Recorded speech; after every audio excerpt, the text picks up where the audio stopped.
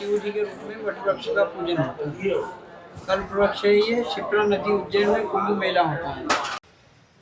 दोस्तों, आज मैं हूँ भगवान शंकर का एक प्रसिद्ध मंदिर, और वो मंदिर है ज्योतिर्लिंग महाकाल।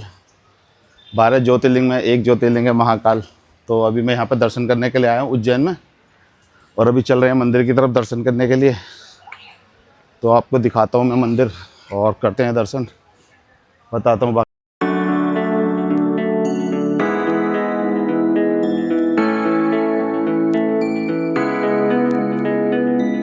रात उज्जैन पहुंचते पहुंचते 9 बज गए थे। थकान भी हो गई थी थोड़ी, इस कारण से बात नहीं कर पाया आपसे। होटल पहले बुक नहीं किया था तो उसे ढूंढने में भी थोड़ा सा टाइम लगा। अभी सुबह 8 बजे के आसपास में होटल से निकला हूं, और आधे घंटे के बाद में मंदिर में पहुंचूंगा। पहुंचने के लिए मैंने बैटरी रिक्शा का इस्तेमाल किया था, जो थोड़ा जल्दी मिल जाती है और हर जगह अवेलेबल है।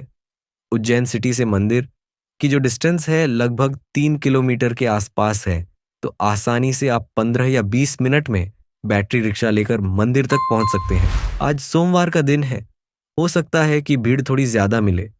पता नहीं कितना टाइम लगेगा, मैं भी पहली बार जा रहा हूं, तो चलकर देखते हैं। अभी प्रसाद दिया है पूजा के लिए, तो लगते हैं लाइन में और करते हैं दर्शन। अगर आप चाहते हैं कि आप जल्दी दर्शन कर ले, तो आपको 250 रुपये में शीघ्र दर्शन का एक टोकन लेना होता है। टोकन लेते समय हमारे पास जो एक्स्ट्रा लगेज होता है वह अब यहाँ पर जमा कर सकते हैं।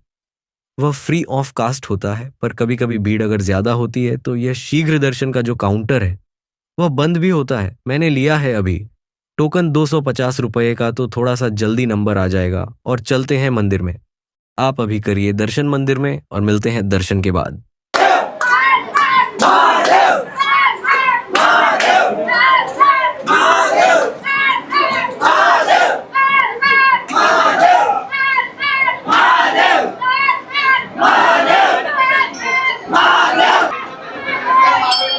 ये मंदिर के अंदर पिलर लगे हुए हैं जिन पर कुछ इस तरह की नक्काशी हो रखी है। आप देखो, बहुत पुरानी बिल्डिंग है, और भगवान राम के टाइम से ये जुड़ा हुआ मंदिर है। उससे भी पहले से ये मंदिर जुड़ा हुआ है। अभी मैंने किए महाकाल के दर्शन। अंदर कैमरा ले जाना मना था, पर बहुत ही सुंदर दर्शन हुए। तो अभी ओमकारेश्वर भगवान के दर्शन किए। उसके सामने एक मंदिर है, ये मेरे पीछे, और इधर एक बहुत पुराना पेड़ है, लगभग 600 साल पुराना। ये यहाँ पे भी दर्शन करते हैं लोग, तो बहुत ही अच्छे दर्शन हुए। महाकालेश्वर मंदिर उज्जैन मध्य प्रदेश में स्थित एक प्रसिद्ध हिंदू मंदिर है। यह मंदिर अपनी वास्तुकला, धार्मिक महत्व और ऐतिहासिक पृष्ठभूमि के लिए जाना जाता है। महाकालेश्वर ज्योतिर्लिंग भगवान शिव को समर्पित है। देश भर में शिव जी के 12 ज्योतिर्लिंग हैं। 12 ज्योतिर्लिंगों में महाकालेश्वर तीसरा ज्योतिर्लिंग है। महाकालेश्वर मध्य प्रदेश के उज्जैन में क्षिप्रा नदी के तट पर स्थित है। महाकाल का ज्योतिर्लिंग दक्षिणमुखी है। ये इस शिवलिंग की सबसे खास बात है। ये एकमात्र ज्योतिर्लिंग है। ये मंदिर क्षिप्रा नदी के पास ही स्थित है। महाकाल शक्तिपीठ श्री कृष्ण से भी जुड़ा है। महाकाल का लिंग स्वयंभू माना जाता है। इस मंदिर में रोज 40 से 50,000 लोग दर्शन के लिए आते हैं, और सावन के महीने में यह संख्या बढ़कर 1 लाख से ऊपर हो जाती। महाकालेश्वर को समय और मृत्यु के देवता के रूप में जाना जाता है। महाकालेश्वर मंदिर में प्रतिदिन भस्म आरती की जाती है, जिसमें ताजा मुर्दे की भस्म से भगवान शिव का श्रृंगार किया जाता है। इसके बारे में माना जाता है कि यह आरती भगवान शिव को प्रसन्न करने और उनकी कृपा प्राप्त करने के लिए की जाती है।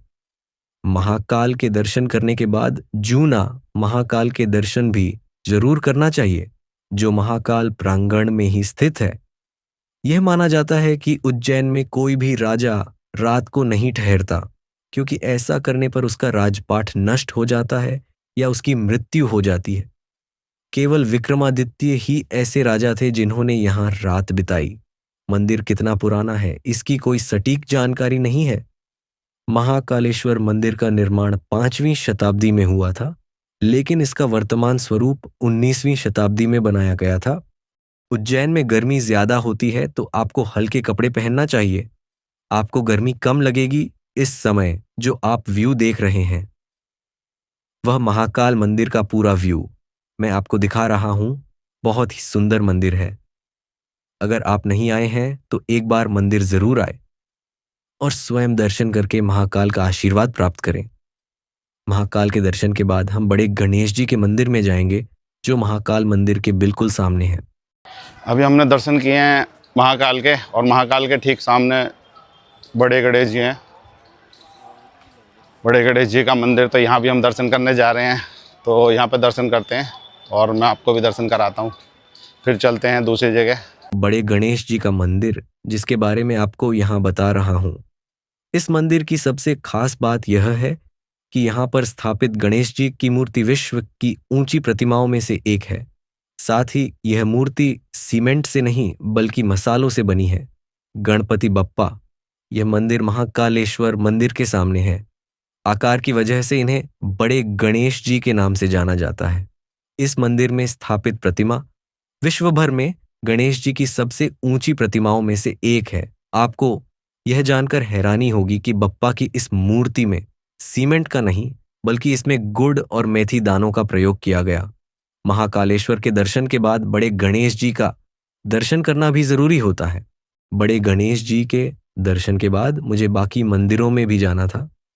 इसके लिए मैंने एक रिक्शे को बुलाया जिसने मेरे से 4 घंटे के लगभग 500 रुपये के आसपास लिए।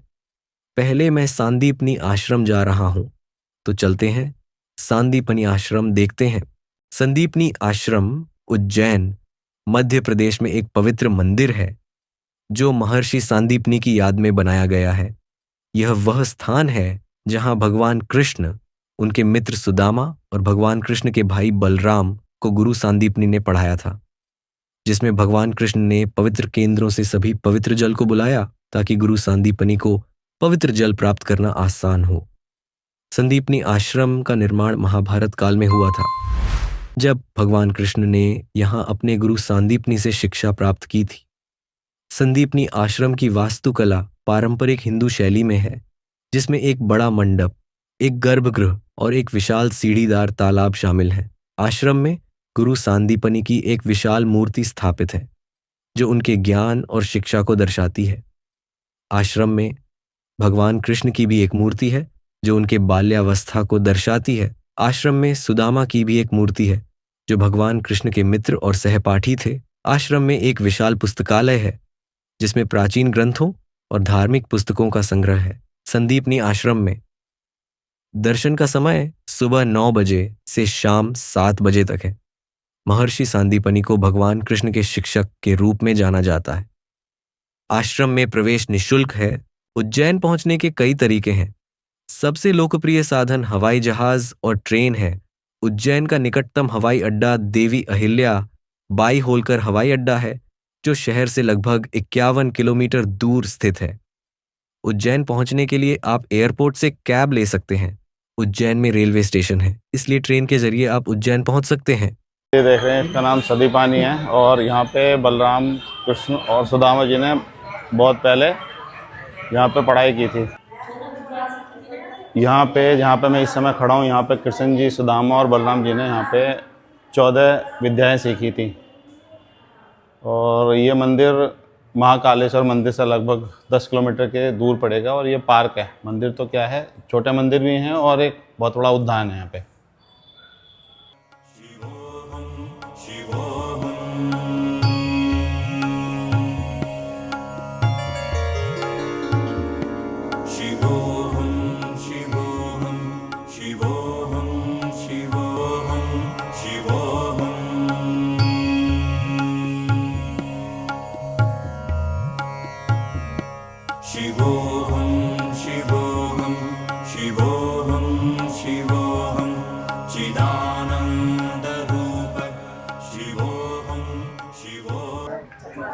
इधर दर्शन करने के बाद अभी हम चलेंगे काल भैरव, जो लगभग यहाँ से 1 किलोमीटर के आसपास है। तो अभी उधर चल के दर्शन करते हैं और बाकी मैं बताता हूँ आपको, सारे मंदिर दिखाता हूँ यहाँ पे जो मंदिर हैं। मैं हूँ इस समय काल भैरव मंदिर उज्जैन, और ये बहुत फेमस मंदिर है। लगभग 5-4 साल पुराना इतिहास है इस मंदिर का और शिप्रा नदी के तट पे ये मंदिर है। तो अभी दर्शन के लिए चल रहा हूँ लाइन में। थोड़ी लाइन ज़्यादा है, पता नहीं कितना टाइम लगेगा। लगते हैं लाइन में, दिखाता हूँ आपको मंदिर अगर अंदर जाके कैमरे को अलाउ किया तो। पर यहाँ पे किसी मंदिर में कैमरा लेके जाने नहीं दे रहे। शिवोहम शिवोहम शिवोहम शिवोहम चिदानंद रूप शिवोहम शिवोहम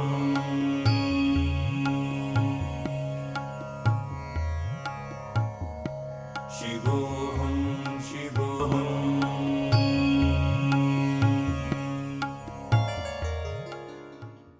मैं हूं इस समय काल भैरव मंदिर के बिल्कुल सामने और अभी मंदिर में दर्शन करने के लिए चल रहे हैं। मंदिर में कैमरा बिल्कुल भी परमिट नहीं है, तो निकलकर बात करते हैं। मैं अभी हूं मंगलनाथ मंदिर में और अंदर चलकर करते हैं दर्शन।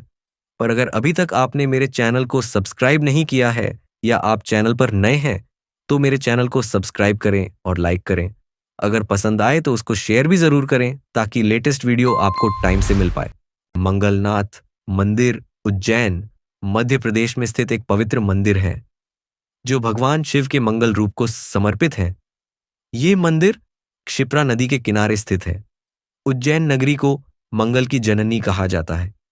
ऐसे व्यक्ति जिनकी कुंडली में मंगल भारी रहता है वे अपने अनिष्ट ग्रहों की शांति के लिए यहाँ पूजा पाठ करवाने आते हैं। यूं तो देश में मंगल भगवान के कई मंदिर हैं, लेकिन उज्जैन इनका जन्म स्थान होने के कारण यहाँ की पूजा को खास महत्व दिया जाता है। मंगलनाथ मंदिर का निर्माण सिंधिया राजघराने ने करवाया था और यह मंदिर सदियों पुराना है।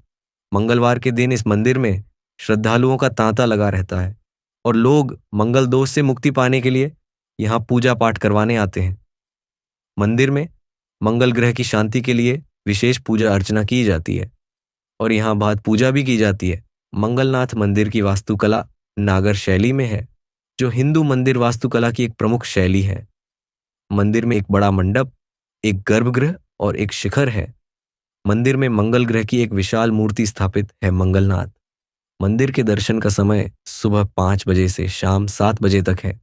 सिद्धबट्ट उज्जैन भैरवगढ़ ग्राम में क्षिप्रा नदी के तट पर स्थित एक हिंदू मंदिर है। कर्मकांड, मोक्ष कर्म, पिंडदान एवं अंत्येष्टि के लिए प्रमुख स्थान माना जाता है। नागाबलि, नारायण बलि विधान प्राय यहाँ होता रहता है। हिंदू पुराणों में इस स्थान की महिमा का वर्णन किया गया। सदगति अर्थात पितरों के लिए अनुष्ठान किया जाता है। लक्ष्मी कार्य के लिए वृक्ष पर रक्षा सूत्र बांधा जाता है। पुत्र की प्राप्ति के लिए उल्टा सातिया बनाया जाता है।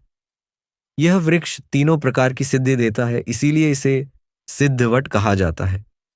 यहाँ पर काल सर्प शांति का विशेष महत्व है, इसीलिए काल सर्प दोष की भी पूजा होती है। सिद्धावत के पास भैरगढ़ गांव सदियों से अपनी टाई और डाई पेंटिंग के लिए प्रसिद्ध है। आज भी वृक्ष हरा भरा है। यहाँ शिप्रा जी की विस्तृत धारा बहती है। दृश्य बड़ा सुंदर है।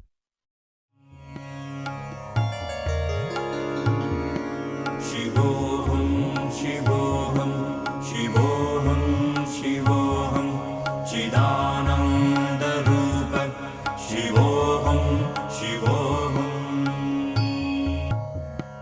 शिवोहम शिवोहम शिवोहम शिवोहम चिदानंद रूप शिवोहम शिवोहम। लगाया शिव जी के रूप में वट वृक्ष का पूजन होता है।